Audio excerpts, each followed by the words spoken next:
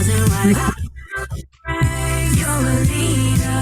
Lessons will teach you just how to reach your endless ambitions. Oh, yeah. Look at yourself in the mirror. Turn that frown upside down. Show what you're working with. You can't depend on someone else to see a future. That part is up to you. Be a leader. You are a leader. You are a leader. Rising right up the ranks. You're a leader. Okay, well, good morning, good afternoon, wherever we find you on this fine day. Hopefully it's sunny, warm, and safe. My name is Ramon Lowe. I'm the Director of Membership and Industry Engagement for the Airport Minority Advisory Council, and this is Legends and Leapers, our virtual monthly program where we pair an industry legend with an industry leader. Industry legend with an industry leaper, I should say. See, it's too late in the day already, Lauryn. Unbelievable. Getting tongue-tied. But before I hand it over to Ricky Smith and Lauryn, just to cut one really quick announcement, and that is around our 2024 Economic Opportunity and Policy Forum. It takes place March 13th to the 15th in DC. If you had not registered yet, we ask you to please do so. This is a very important event for us and for the industry. As we gather again in DC to talk about some really key issues related to the programs that we hold so dear, but also it's an opportunity to network and connect with one another. And in the chat, I will make sure to drop in the link. And again, feel free to please make sure you register if you plan on attending. There are still sponsorship opportunities available. Please look those over and reach out to me if you have any questions. And really, that is it. I don't want to take up any more time. I know Lauryn is very ready to go and take some shots at our dear chairman, Ricky Smith. So Ricky and Lauryn, I'm handing it over to you. So I like you a lot, Ramon. You're much better than Ebony. I really do, because you knew to put Ricky first before Lauryn. Ebony had created some pattern there that was really throwing the whole show off. It was confusing people. So thank you for bringing that back. So I caught you, Lauryn. I caught you, Lauryn. I got you, Lauryn. Welcome to Legends and Leapers. We're always excited to have this show, but we're particularly excited now because we have an amazing legend and an amazing leaper that will bring a different perspective. Both are relatively new to the industry, if you will. Not as immersed in the industry as perhaps some of our other participants, and so we're interested in hearing that perspective. That being said, as you know, we don't give them the questions in advance. Lauryn didn't make the rehearsals, so she might be off a little bit, but we'll work through it because we're pros and we know how to work through these things. That being said, Lauryn, I'll turn it over to you and let you stumble through the introductions. Well, thank you. The past several rehearsals, I've been holding it down myself. So I'm just glad, Ricky, you were able to pick up a little bit of the weight. In fact, I'm glad you're able to come back on to Legends and Leapers, because I've been having guest co-hosts for quite some time now. So I'm locked and loaded over here, and I'm excited to have you back because my content's been waiting for you. All right. But this isn't about you, Ricky, per usual. So I want to get into introducing our legend and our leaper for today. So Eric is an Atlanta-based senior sales and relationship manager with SITA, 10 years of aviation experience providing information technology solutions for business, operational, baggage, and passenger processes in transportation. Eric enjoys being able to fulfill aspects which enable movement of people and goods around the world within his role. He's passionate about the elements of technology and mindsets which positively impact the day-to-day livelihoods for all, especially those who are underserved. Roz is a seasoned leader with extensive and diverse experience in enterprise strategy, transition planning, turnaround, system implementation, human capital development, and franchise operations. She's recognized throughout the industry for her innovative approaches, financial and organizational development results, her ability to build sustainable talent pipelines, and her commitment to positively impacting both the hospitality industry and her own personal community. Roz has utilized her board roles throughout her career to influence business strategies, mentor CEOs and their leadership teams, as well as role model the advantages of diversity and inclusion. Roz is the founder of and CEO and president of PhaseNext Hospitality, a multi-brand franchise operating company. After decades of experience in large company leadership roles, Roz moved to the entrepreneurial side of business in 2009. Her comprehensive general management experience includes overseeing all functional areas with an emphasis on operations, portfolio management, human resources, franchise system development, and financial planning analysis. I only stumbled at the end, but I made it through all of it. Roz had a lot of big words on her bio. So Ricky, I'm actually kind of proud of myself. And I was looking at it from my phone. So before you say anything. I know those double syllable words really trick you up, don't they? And it had a hyphen in it. Yeah. My coffee, see? All right. Well, thank you there for Lauryn. So are we now going into the Q&A? Are we good? Let's do it. It's Black History Month, Ricky. We got one more day left because it's leap year. Yes, and we don't have just one more day every year, so let's take advantage of it. Exactly. So, as I kind of alluded to in my opening comments, typically we have panel members who are, involved in airport concessions or construction or, architectural engineering services. You two represent an opportunity to talk about a broader set of opportunities in the industry that perhaps this audience isn't used to. So can both of you kind of elaborate on what your respective organizations provide in terms of services? And while you're doing it, can you kind of shed some light on what kinds of opportunities might be available to this audience from your respective companies or organizations? Here, who goes first? Ladies The first. smartest person goes first. All right. Now, I was gonna fall into the Lauryn and Ricky game, but I'm not gonna go there. Hi guys. So I am actually what I call a recovering corporate geek. I have been involved in the restaurant industry and actually a hotel and a couple of others as well for all of my career. On April 4th, I will be celebrating the 15th anniversary of PhaseNext Hospitality. I was involved on the corporate side, my last corporate job being CEO of Caribou Coffee. And having been involved on the franchisor side, I was with Applebee's for years and years, from 2 stores to about 1,000.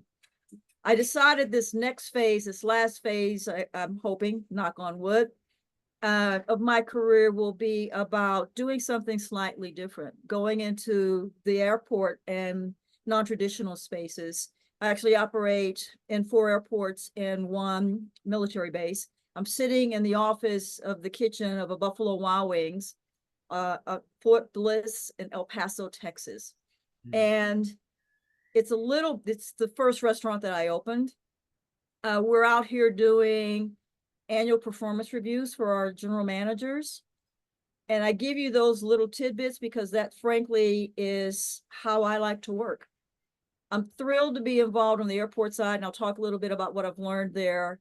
But I also want to make sure that I keep working on my leadership. The one thing that I talk about a lot and that I believe in is every day we have an opportunity to learn how to do something a little bit better. And I focus that around leadership and strategy. So when I left corporate, I decided to go out and do airports. I've been with TGI Fridays and Applebee's and La Madeleine and Caribou, and we had franchisees in airports. And I traveled a lot. I commuted between Minneapolis and Dallas-Fort Worth a couple of times. And so when I decided whether to go to a separate corporate job or go back to Texas and start something slightly different, I like the idea in the recession of doing something that would challenge me. I chose to do a portfolio of brands because having been on the corporate side of places, brands like Fridays, I knew that if you had one brand, you would limit your ability to grow. And so I wanted to be a food and beverage concessionaire that was able to meet needs of various airports at various times. I've been very involved in the restaurant industry, having been the chair of the board of the National Restaurant Association.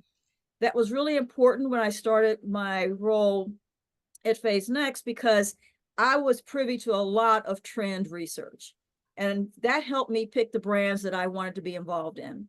I'd been a franchisor, and so I decided to be a franchisee. I really want to take a next phase approach to learning something new. And so I started at Fort Bliss. My first airport was Atlanta. It's kind of nice to start as in the largest airport in the world at the time, and still again. Operate my home airport at Dallas-Fort Worth. I picked brands that I could work with that I thought would be teach me something, but allow us to be a little bit cutting edge. So from Wolfgang Puck to Buffalo Wild Wings to Smash Burger to Blaze Pizza to Jimmy John's and Dunkin', it keeps me busy. Okay. What about you, Eric? And Eric, you know, I'm going to ask that you keep your comments to 30 minutes or less, please. Noted, noted. I guess the summary for what SITA does is, if you think about the airport and everything within an airport, that's kind of where we have the technology, and usually it comes from the passenger processing side, right? So when you walk into an agent at a airport at the counter, we have the systems there. If you're lost within the airport, the signs that you look at that help you get places. If you're entering a lounge and you're on Wi-Fi, you might be utilizing the SITA system. When the airline agent is having problems, or a ground handler, and they pick up the phone, it's probably someone from SITA who's helping that person. So we kind of have a wide array of systems. And I like to put it that way because I think one thing that I learned, and I've been in aviation for 10 years now, is obviously we all appreciated aviation differently when you are a passenger or just someone who goes to the airport, right? Or someone who's just getting on a plane. But the view that we are empowered with when you're a supplier, to me, is like, it's almost like a dream come true, because no matter how much you look, the depth of the airport environment from technology, processes, operations is so broad that it's like self-enriching, right? So in terms of that as well, not only do we have those airport aspects, but we also have the aircraft related technology. And that's where it comes in, because I remember when I was young, and they still do it now, where you can go into the cockpit, right? So we also have those systems. Then when it comes to border controls, we all know how it is. You probably either have like a TSA pre-check or a global entry or whatever it is. So we kind of dibble and dabble in all those areas. Some of them are like core expertise. But one thing that I find interesting is, at the end of the day, and even in joining AMAC, is at the end of the day, it's the people who make these things better, right? And I guess that's the beauty of how you have these sessions, is you get to understand that we all have the same common passion, but it's so broad and there's such a vast amount of scope that everyone is able to contribute in different ways. And sometimes you have your alliances that you never meet. And until you go to that one trade show, you're like, oh, you're that person who's behind this, right? Or even with the airport authorities. I mean, there's nothing better than when I joined AMAC and going through an airport, when you see that airport IT director or concessionaire, you saw them at an AMAC conference, and you just say, hey, you might not know me, but I know who you are from a Legends and Leapers or whatever it is. So it's just nice to be part of the ecosystem. And similar to what Roz said as well, is it's just being a learner for life. I mean, every time I speak with even my peers or similar participants in this industry, I'm always learning something new. So I think that's kind of how I've always appreciated being within this space. And I hope that also helps give people understanding of what SITA does within this ecosystem. So a kind of a unique situation with some, not all, of the services, products that SITA offers, is that on many occasions they are contracted by the airlines. And Correct. we all know the airlines are exempt from the ACDB program or the DB program, but there's still minorities who are interested in and capable of providing some of those services. Is that something you've observed? And if you have, can you kind of speak to that dynamic? Oh yeah, absolutely. And it's interesting because I used to hold the same notion, but then what I found out is in a lot of cases, those airlines, the bigger ones, actually operate terminals. So as an example, they are held to that same standard. And the good thing is with some of those brands, like SITA has been around for 75 years. And with some of those brands, they have evolved with the change in the ecosystem, right? So you do see it, like now that it's Black History Month here on social media, you do see the airlines actually making that initiative, even within their outreach sessions, right? So it's pretty interesting that the business environment over the last, what, I think 3 to 5 years has been all inclusive, right? It's not just like a Home Depot. It's not just like these big airlines or these airports, right? So it's like kind of like the whole ecosystem has started to embrace what it does mean to have, opportunities that bring minorities into it. And as we all know, sometimes they have the power of employment, and that's where they end up being the ally, right? So that's how we all come into it, because sometimes we don't know what we don't know. And sometimes it's just a matter of when you're speaking with them, you get to find out, hey, do they know about this or do they know about that? So what I found out, Ricky, is actually it is all encapsulating, and they're actually held to that. When sometimes if they were given government funds when they were bailed out, guess what? They're still accountable to all of us. So that is a nice thing. It does end up being convergent from that perspective. So So Ricky, that's a can I tag significant on a bit? clarification. Yes, Roz, sorry. Because I didn't want to be too long-winded, so I didn't talk a little bit about, as Eric did here, on what's the opportunity out there. I talked about multiple brands, which gets you multiple opportunity in RFPs, but also I think that I have been a beneficiary of great mentors. And one of the things that I find important for my career is to continue to try to mentor others in this space. I'm able to see things slightly differently because I spent so many years as a corporate geek. And it helped me understand some of the business side of what we're doing in these airports as concessionaires. And so I think it's important as you think about getting involved in this and how you want to grow your career in this space, is to find the people that have a lot of knowledge about how this really works. It is slightly different than traditional restaurant industry or any hotel industry, retail, etc. But find mentors. AMAC's a great opportunity for you to locate people that are willing to give you perspective about how to move ahead. And, just listening to Eric talk about how you can get more people involved. Food and beverage is kind of passe, if you will, but at the end of the day, it is a large part of what makes these airport businesses tick. Absolutely. See, this is where Lauryn is stumbling, because this is where she was supposed to jump in. Actually, what had happened is you cut me off when I was about to say something the last time, and then you came with a question, and now your question threw off my line of questioning. So now I got to go back to the drawing board, is what happened. Thank you very much. We need counseling, Lauryn, if we keep it up. Ricky, but you know what? It's all love for those. Okay, real quick, because you haven't been on the show in a while.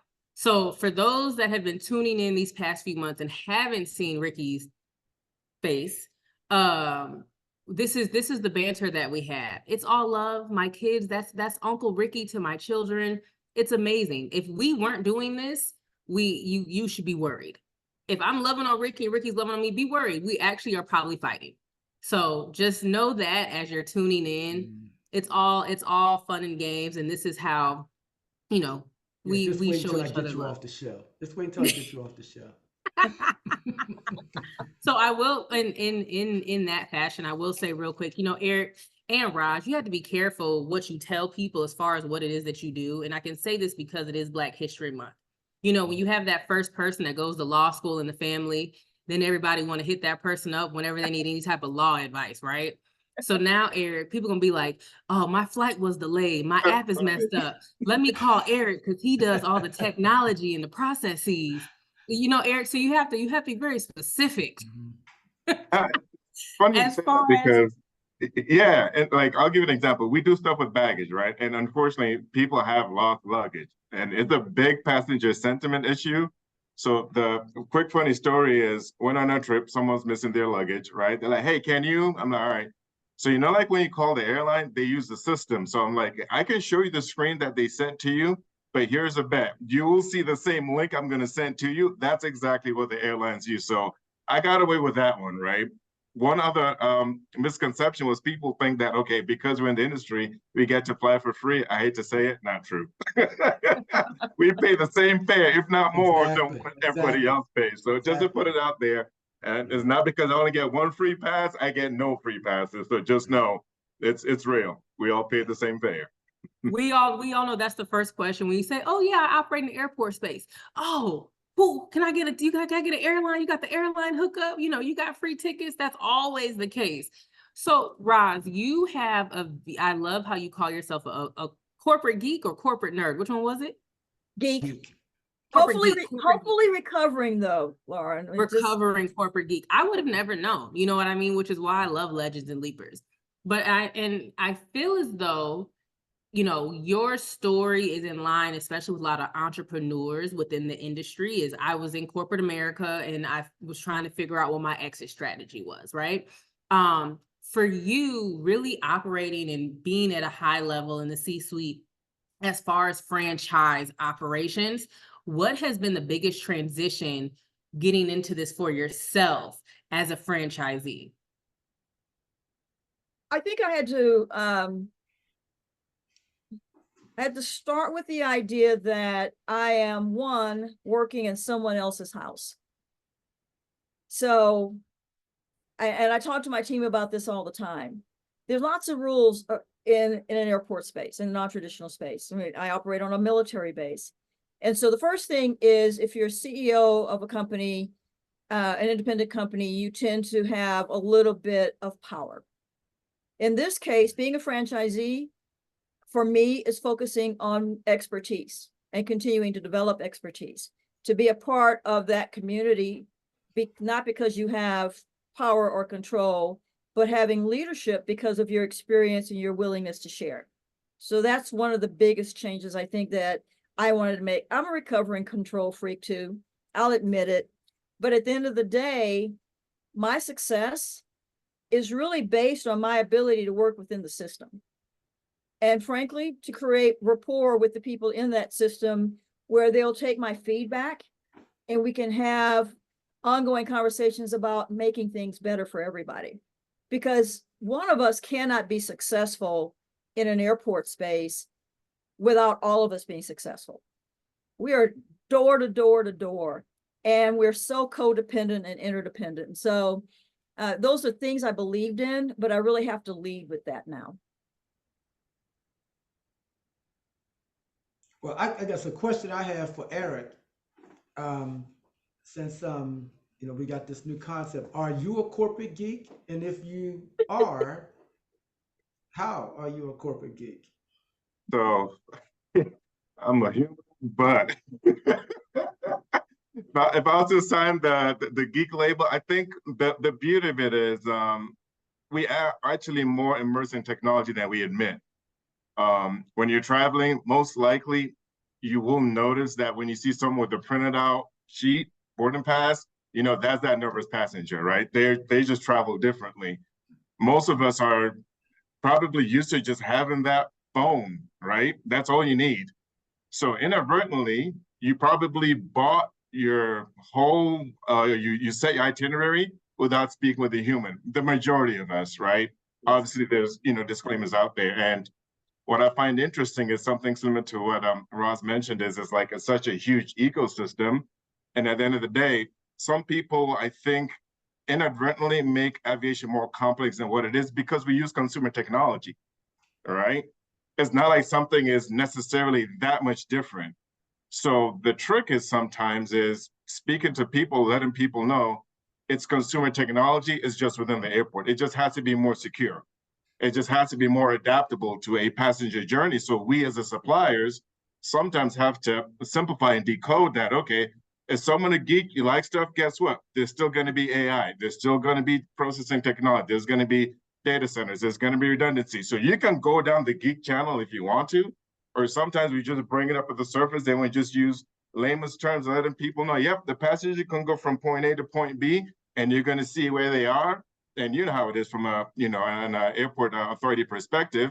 You just want to know, can someone tell you where are your choke points, right? So I think that's a nice part about it is we kind of wear multiple hats, right? So like what Roz mentioned, you're a mentor, you're a geek, you're a translator, you're an enabler. So it's kind of nice to be in the position where we kind of have a broad spectrum. So I hope that answered that a little bit more for you, Ricky.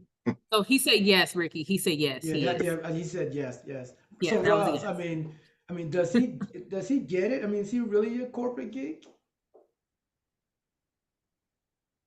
Well, technology folks can be labeled that pretty easily, but I heard a key phrase that he talked about translation. And so I think there's an awareness in Eric that says the stuff that he deals with has to be translated for where the consumer and the airport users understand what the outcomes are and what's how things might affect their experience.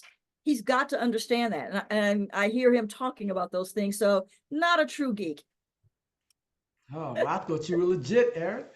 I did too, Eric. I Apparently was now, giving you, I count was out the giving it bag. to you, Eric. I'm going to talk So in ones and zeros next time. last Legends and Leapers, our coined term, our key term was seasoned. Things, individuals, our legend is not old, they're seasoned, right? This one is today's themed coin term is corporate geek. Corporate geek. So Roz, if I can't find that in the Urban Dictionary, I'm gonna need you to give us a full definition so that we can use it in the proper context going forward. We'll work on that. It's Okay. funny. I said I've been trying to overcome it. I love being an entrepreneur too. I love the freedom of being able to go after things that I'm interested in trying to learn and trying to, all the people and all the audiences and stakeholders that you have to deal with. So the geek part, I can fall back into. I am a chronic volunteer, and some of that, I get some of those needs of being a geek and a little bit of control by being involved in a couple of my franchise companies' advisory councils. So, nice structure, things that I'm accustomed to, showing up to meetings and talking about numbers and strategies, et cetera. So I still have that as a way out of being a fly by the hip entrepreneur, which you have to be, particularly in these airport spaces. Every customer, every person there, every airline employee, everybody's got a slightly different need. And so I challenge myself and am proud of myself. Again, I'm a daily learner. And I think that I continue to get better and better at that balancing act. Sounds like an entrepreneur geek to me. Now, Ricky's got a new term. That's good.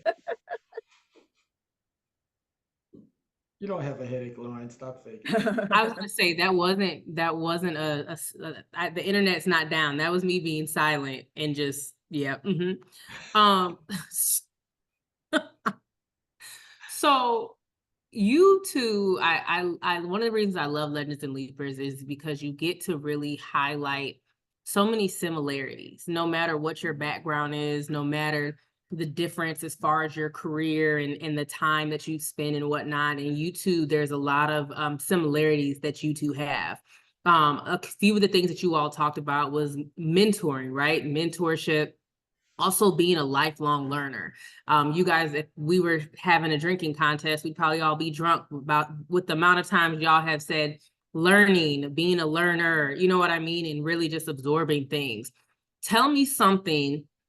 It's Black History Month. So tell me something that you have learned this month that you want to bestow on either the people on this call right now or the people coming in behind you. Wow. Got him. Actually, there's 2 or 3 things to choose from. I think flexibility is the big lesson for me on a fairly regular basis. And in the last 4 to 6 weeks, it's been important for me because I've just opened 2 restaurants, one in December in Atlanta and one in Boston, Logan, about 3 weeks ago. And post-COVID, flexibility is just the most important thing in the world because nothing is happening on schedule. No matter what, nothing can happen on schedule. And so being flexible enough not to let things stop you in your tracks is something that I talk to my team about a lot. It doesn't mean you don't plan. It doesn't mean that you don't have a very specific outcome in mind. But, you know, I think a lot of us see ourselves in the restaurant business as we work in restaurants, but it's a business. And that flexibility that you need to add to your knowledge of how to make this thing tick better and better every day. That's the part that I keep trying to master, because you can't just react. You've got to react, pivot, and move on. So Roz, I'm going to push you a little bit on this one. Okay. Yes, because the question was, we're one more day left in Black History Month, right? This year we have 29.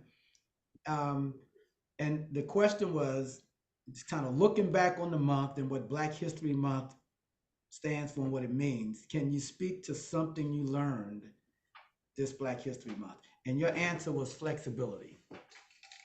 It was. Yeah. Okay. And you know what? That was a personal answer. It has nothing to do with being a Black person. Okay. It has to do with me being open-minded to new ideas.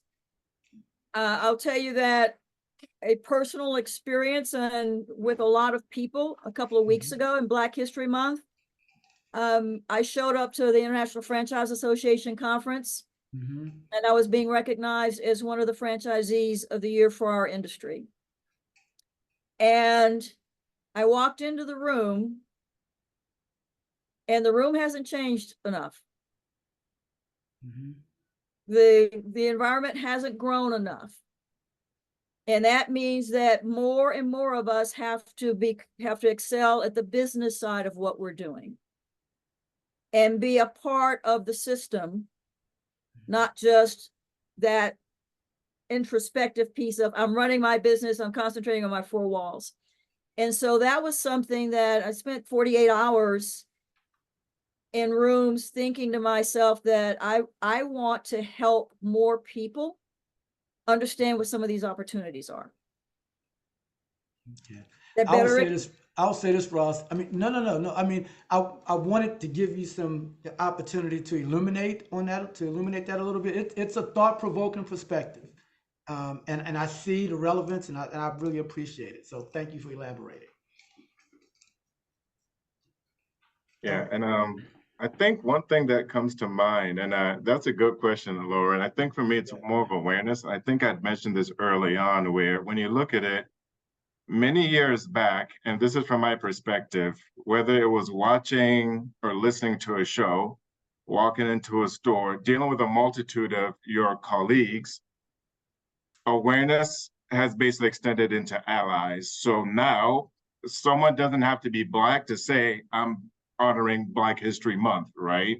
Similar to what I mentioned earlier about the airlines, Ricky, right? Like they now make it a conscious effort. It's almost like it's corporate social responsibility, right? Making sure that whether it's going within schools or places that you purchase from, or someone having a drive or something like that, the concept of small business or minority business, and it even extending to the government entities who actually now also push that message out, which shows us that the last couple of years have been pretty phenomenal in the sense of that awareness, right? And it's like, it's not a passing cloud. Like, you know, I'll put AMAC as an example. I didn't know about AMAC until 3 or 4 years ago, right?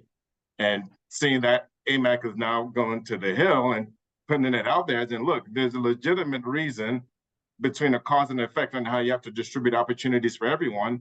And when there's the tax dollars that are used for the community, it has to be spreading that, right? We all hear this term about generational wealth, and I have no shame in admitting, a couple years back, I didn't hear generational wealth. I didn't know what it was, right? So I think my perspective is, you know, trying to make sure that when I speak with people and I want to share things with people, while it's Black History Month and while there's other endeavors out there, just make sure that everyone understands it's just that community allyship, right? We need help within our own ecosystem. Others do as well. So because aviation, as example, is based on consumer industry solutions and services, it still has relevance and it's transferable, right? What you would get from a Home Depot awareness is the same thing that can apply to aviation. What's in the medical field, what's in hospitality as a whole, and like Roz said early on, all the brands that she's working with, some of those even have those initiatives, right? So it kind of brings all in, it's all convergent. So I think it's the whole industry, not just aviation, but everyone now has awareness of it. And it's permeating through, and let's be honest, it's not yet there. It's still permeating through, but we now see more of it and trying to make sure that people understand this is not a fad, this is not a season. It's something that we just have to change and adapt to. And, you know, my kid is young in elementary school. They now have a practice within the curriculum of making sure that, hey, when it's Martin Luther King Day, this is what it's about. When it's Black History Month, this is what it is about. So I think that's why I kind of get some pride in the fact that, you know, we as a group of, you know, humans and individuals and professionals all see it around us. And it's just a matter of how do we keep that flame going.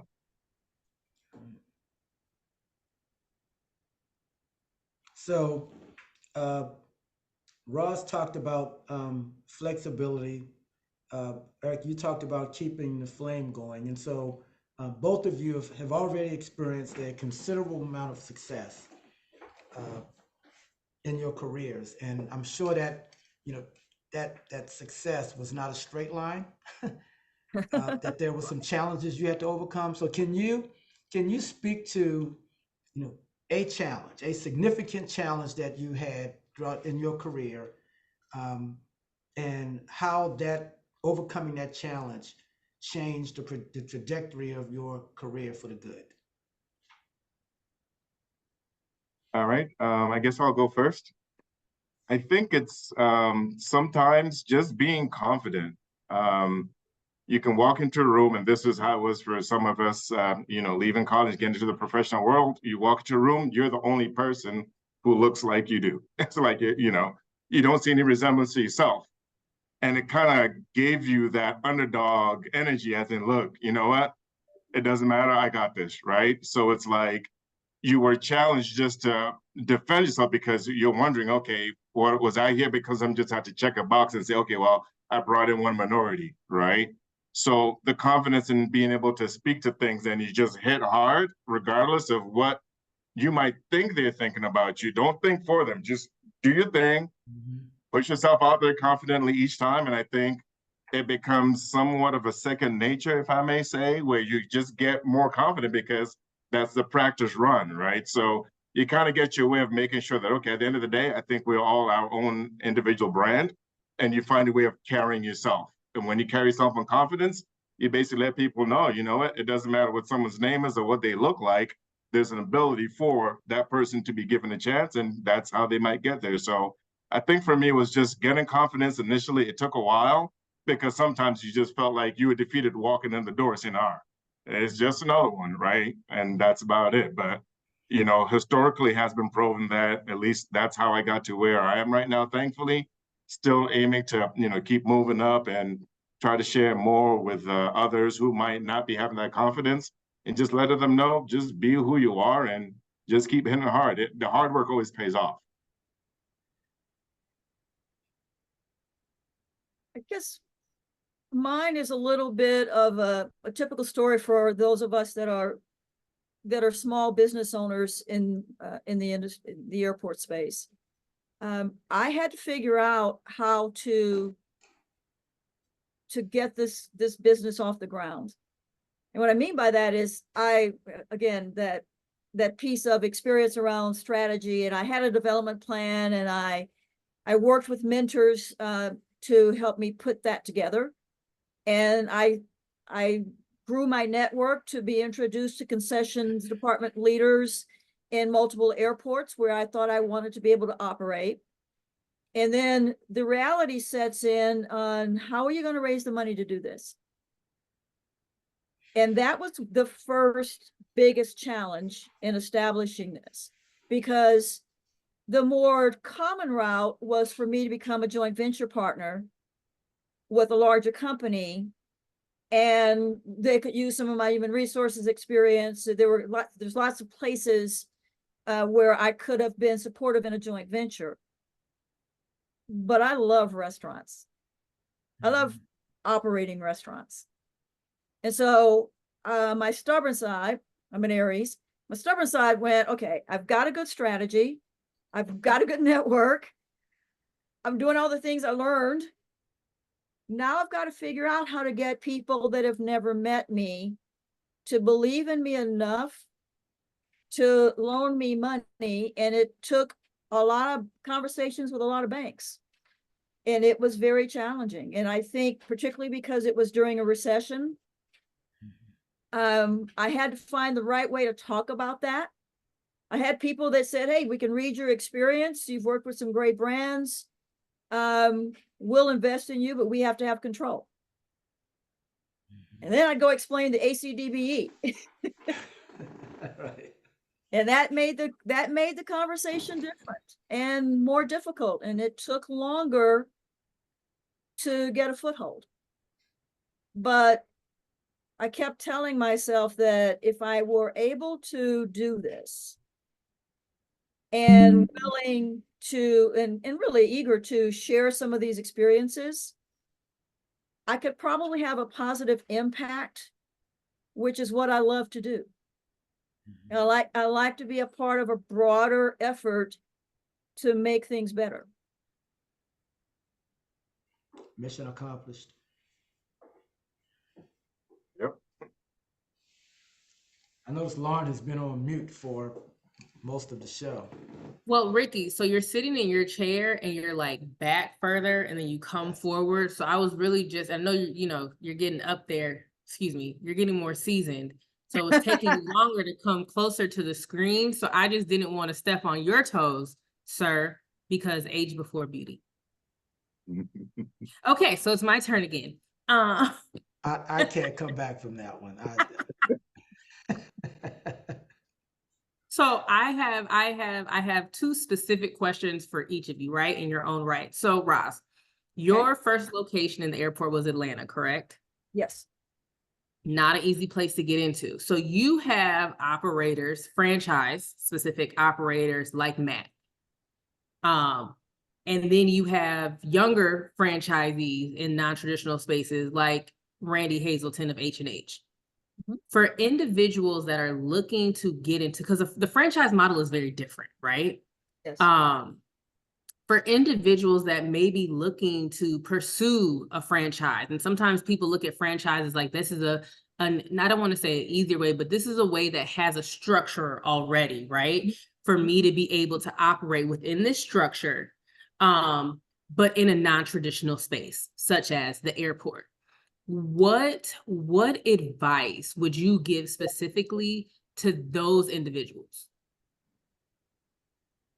So I would say that I utilized Mac and Dan Halpern. I was on a board with Dan Halpern. I utilized those two for a lot of advice and mentoring. They shepherded me and introduced me to a lot of people. And I discovered that my strategy was going to work because I think, particularly today, I think it's probably easier, that's in quotes, if you can get access to a brand as you're trying to break into the airport space. Because over the years, we've tried lots of local things.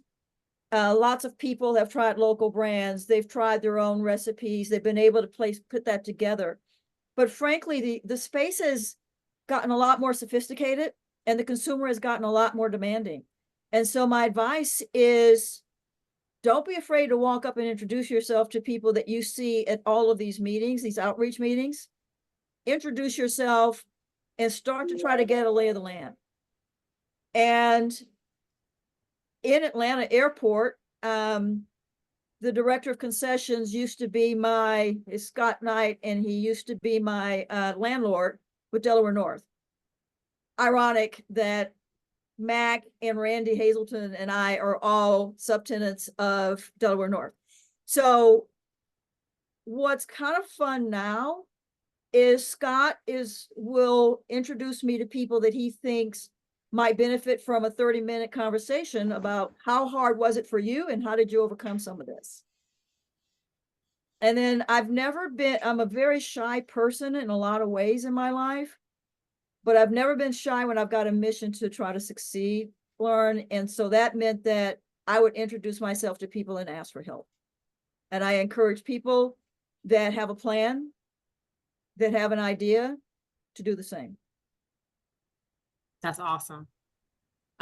Eric, similar question, a little bit different because of your background. And like Ricky said in the beginning, you bring a different perspective than what we've historically seen on Legends and Leapers. And so we have a lot of people with IT backgrounds and IT project management, et cetera, processes and whatnot from a technology innovation standpoint. And I have to shout out Edward because he actually took the question right out of my head. And he said that he works in information technology project management space. And what he said was, what advice could you offer him? And also, would you be a good mentor? Or who would be a good mentor? Excuse me. Yeah, I think to piggyback on what Roz mentioned, I think one thing about aviation ecosystem is it's got a very interesting framework. There's a lot of players. You got to know who you want to get to. You got to know who can get you where you want to get to. Business 101 still applies. Networking, right? And the point that Ricky called me out early on was, especially when it comes to IT, is the translation of that business or that operational need. And a lot of times you could be reading an RFP, you can be talking to someone, they just are not able to extrapolate what they really want. Put yourself in the other person's shoes. Talk to your peers who do not understand technology and make sure that you can share with them what it is that you're helping them with. Because at the end of the day, you want to just basically distinguish yourself, right? The one thing that happens is sometimes, and it's no different than being in communities or clubs or whatever it is, branch out of what you're comfortable with. Get outside of your comfort zone. That's your true challenge to know you got used to the status quo. You got stale. You did not challenge yourself to evolve. If you know the answer to every question every time, something isn't right. Sometimes you got to be able to say, you know what, hey, cousin Google or whatever it is, got to go find out, what does this mean? How does this apply? And not everything needs to be a yes. So at the end of the day, the humility to accept that you're always learning, I think is a good part. And I think Roz also nailed it, saying that, look, as an individual, you can be shy, but you have to have the hunger to want to succeed. So bringing it in and saying, when you are a professional trying to offer a service or trying to bring in a product or something, and you have to distinguish yourself, you always have to be aware of what's going on. You have to be aware of what the status quo is and trying to bring it all in. Because at the end of the day, if you look at what happens in the passenger terminal, it can be as cutting edge as it wants to be for those who are ready to. And I think one thing that is unique with all the airports, and Ricky can probably agree with this, is there's different tiers of airports. Some are early adopters, right? Some are laggards. Some are also just saying, look, you know what? We don't know if you don't tell us. Don't wait for them to come to you. You need to go and say, hey, can you introduce me to, because I live in this airport and you can benefit from something else. So I think you just have to be courageous. Take the risk. If something is not being said at the airport, if something is not there, you have to make it your desire to say, I want to make it happen. And trust me, you're going to hear the no's. Don't let the no's deter you. You're going to get a lot of no's.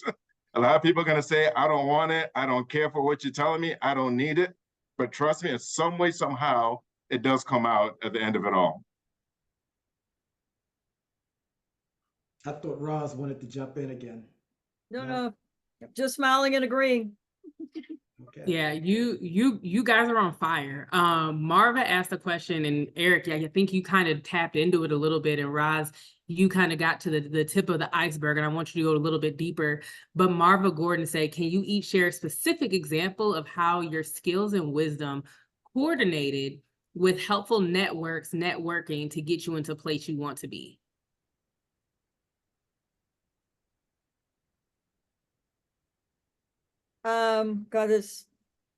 Let's go back to Atlanta. Atlanta was doing an RFP for the entire airport, 9 packages. And while I didn't want to be a 10% joint venture partner, I did have to find people to partner with. And so I found myself going to all of the outreach meetings, trying to discover who might let me do this a little bit the way I wanted to. And so I didn't get to bid the way I wanted to, but I did figure out pretty quickly that what I really wanted was a Buffalo Wild Wings in that airport. I wanted a bar. I'm smart enough to know that I needed a bar. And what several of the prime concessionaires that I met with talked about was Corner Bakery. I was a franchisee of Corner Bakery Cafe. And in those days, Corner Bakery was a big deal because that was the trend, that bakery cafe au bon pain. And really the truth is I had to make on-the-spot adjustments. I had to be tenacious, like Eric said. And so the example is meeting enough people that you can continue to make an adjustment in what your approach is and get there. And be satisfied with what you get, because you're not going to get 100% the first time. And then, by the way, every day that you show up, you're proving yourself. People are watching, you're proving yourself. And you have to make sure that you understand that enough, that the way you behave, the way you walk around that airport is who you really are. Hope that helped. Right. And I think just to follow on that, and trying to just be a little bit more specific here is, believe it or not, AMAC, because AMAC is so broad. And when I came into AMAC first, it's just a matter of understanding, okay, what is AMAC about? And then during all the event, I think it was at the first annual event that I attended, it was just that organic, business matchmaking opportunity that AMAC does have out there.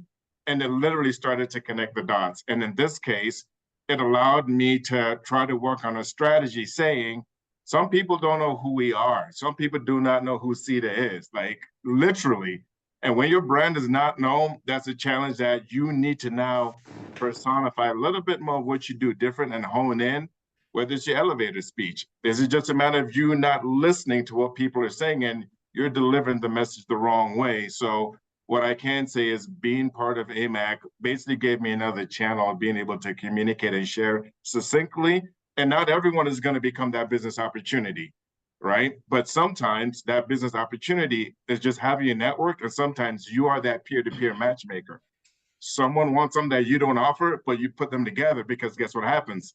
It's a perfect cycle, and it just evolves in its own way. So for example, you might say, well, Roz's industry, that has nothing to do with IT. Wrong. They might need connectivity. They might need some form of technology. They might need some form of integration. They might be piloting someone in an airport that says, hey, we just need X amount of information. But once again, if I don't leverage this Legends and Leap session to say to Roz, hey, you know what? How about this? What do you think about this, right? Because everything always starts with that first conversation, So you got to always be making a conversation, right? Oh, AMAC, there you go. Always make a conversation. There you go. So go ahead. Go ahead and always make a conversation. How about that? I want to tag something on, because you just made me think, Eric, about kind of today's world post-COVID.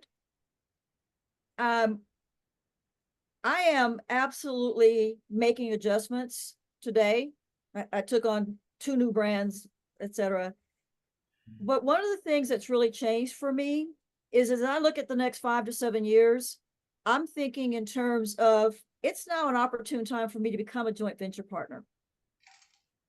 And part of that is that there's very few airport authorities that could question what I bring to the mix.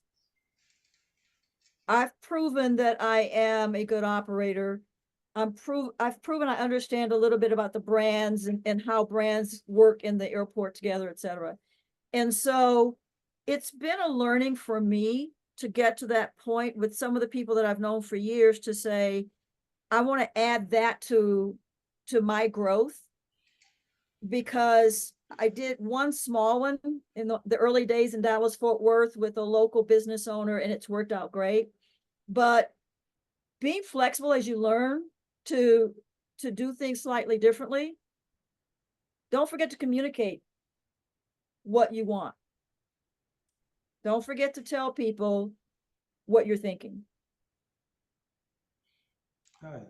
So Ramon's gonna pop up in a minute and try to take over the show. But before that, looks like Lauryn wants to jump in. No, I was gonna say, Ricky, they were just on fire. I don't I even think know, you for and I had real. asked a question in like the past 10 minutes.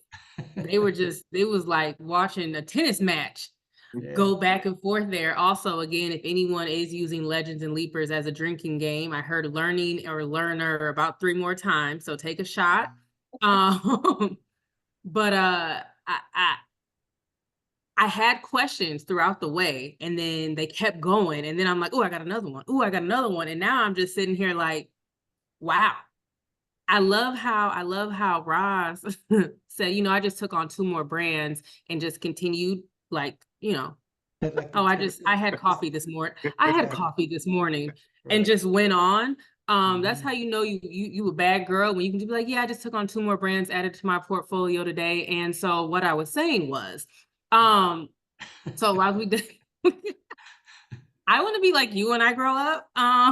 So there's that. I'm gonna have to catch up with you so we can sit down so I can be a learner and a sponge. But I'm still stuck on that part, honestly, Ricky. So I was just fangirling real quick. So I mean, at some point Ramon's gonna show up again, but between now and then, I do have one question that Lauryn wanted me to ask you guys.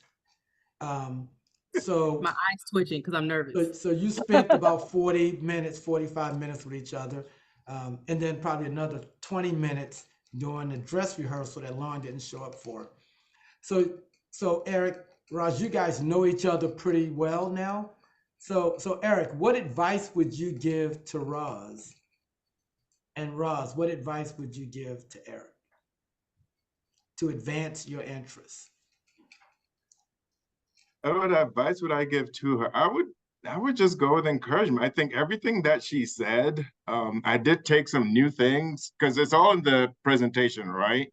So it's like just in her natural self to what Lauryn alluded to. She said, I just, just nonchalant. I just, work on 2 new brands. So it's like the confidence I was speaking about, right? And I think that's how mentorship is. It's just being around that person. So please keep being a mentor. That's it. Yeah. All right. And I would tell you that when you attend the next AMAC or the next airport outreach meeting, volunteer to mentor some of those operators. Because sometimes we don't know what we could benefit from in terms of what you provide. Make sure you keep introducing yourself around the room. Thank you. Okay. So That's good. it is 2 minutes before the hour, and although AMAC headquarters, the lights appear to be on, I don't think the building is occupied. And so Lauryn, we're gonna have to wing it and close this thing out. So one thing I will do, because I think Ramon would do this if he were on the camera, is he would remind you that next month, March the 13th through the 15th, is the AMAC Economic Forum in Washington, D.C. at the I Marriott think, Metro Center. oh, sorry. I think I heard it was actually hosted by BWI. It is hosted by BWI Marshall Airport, another special reason to come. And so that would be a great networking opportunity. Eric talked about going onto the Hill and connecting with our congressional representatives. That will be an opportunity as well. That's always an important aspect of AMAC, is to make sure that the Hill understands our interests and the interests of our members. And then we'll have some amazing speakers as well. And as AMAC typically goes, there will also be a chance to network in the way that AMAC networks. So please put that on your calendar. If you haven't registered already, trust me, time's running out for the AMAC Economic Forum. Unless Lauryn has something else to say, which appears to be the case. I will. I'm gonna have the last word. So Eric kind of alluded to it with his first annual conference, and it seems as though we have a lot of new viewers today. New businesses, older businesses, just kind of looking at how to get their foot in and how to make a name for themselves or expand, et cetera, as far as aviation is concerned. I want to say that a lot of times you go to annual conferences or you go to an industry event and you just feel like, you know, a dot in a huge room. One of the beautiful things about AMAC, that's what I was going to say earlier, Ricky. He said, always making a conversation. Yes. All right. He said it. I don't think he's backing away from it. Okay. I was like, and I had to think about it. So anyway, always making a conversation. So AMAC event, any AMAC event you go to, and you guys mark my words, and I want someone to come find me in Nashville for the annual conference in August. When you go to an AMAC event, you don't feel like a dot in the room. You literally walk in like poetic justice when Janet Jackson and Tupac walked into the picnic, and you didn't know, they didn't know anybody. They didn't know who picnic it was. They just saw it was a picnic. By the time they were done, it was like, cousin, you walk in a stranger and you leave feeling like you just met a whole new family. So I definitely want to let everyone know, do not be shy, always making a conversation. Show up in DC, show up at a local event, show up in Nashville, etc. But other than that, you two have been absolutely phenomenal. I think this Legends and Leapers took a different direction, but I absolutely loved it, and it definitely needed to be had. Eric, thank you for bringing a new perspective, a new background that we haven't typically seen, but you know, definitely needs to be highlighted. And Roz, by the time I talk to you next, you'll be like, oh, I just, brought 5 new brands onto the portfolio yesterday during dinner. So I can't wait to hear more about that. Thank you all so much. To everyone that tuned in, tell a friend to tell a friend. Legends and Leapers is recorded. We do have a YouTube channel, so feel free to check it out, and hopefully we'll see you in DC. Thanks, everyone. Be Thanks for safe, your time. all you AMAC geeks. Corporate geeks. Corporate geeks. And Roz is going to hit us with a definition sometime soon. But thank you all so much. All Have right. a great one. Everyone. You as well. Cheers. Bye.